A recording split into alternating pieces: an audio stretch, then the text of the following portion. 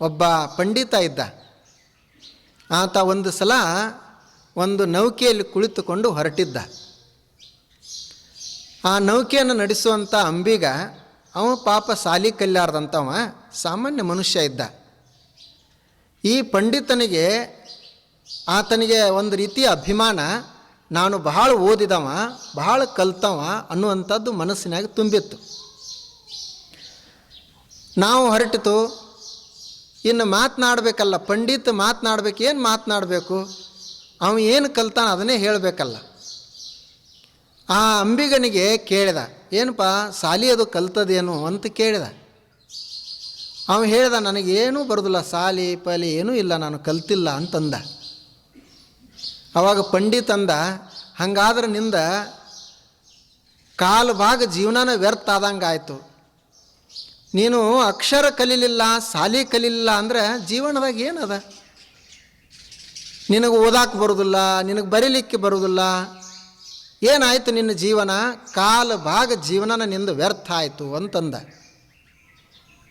ಹಾಗೆ ಮುಂದೆ ಹೊರಟಿತ್ತು.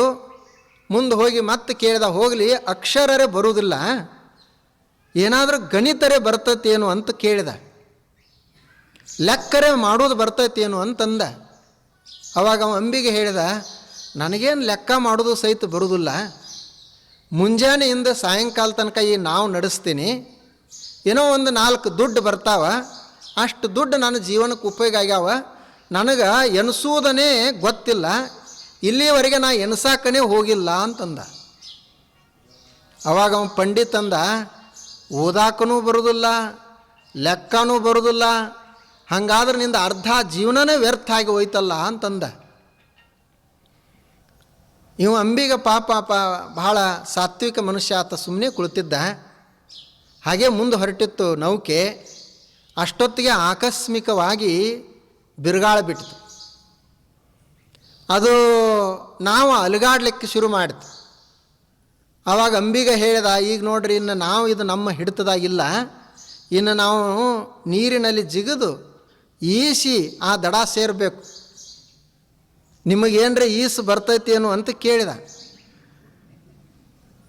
ಆವಾಗ ಪಂಡಿತ ಅಂದ, ನಾ ಎಲ್ಲ ಕಲಿತೆ, ಎಲ್ಲ ಗ್ರಂಥಗಳನ್ನು ಓದೋದು ಕಲಿತೆ, ಲೆಕ್ಕ ಮಾಡೋದು ಕಲಿತೆ, ಆದರೆ ಈಸ ಕಲ್ತಿಲ್ಲ ಅಂತಂದ. ಹಂಗಾದ್ರೆ ಇಡೀ ಜೀವನನ ಹೋಯ್ತಲ್ಲ.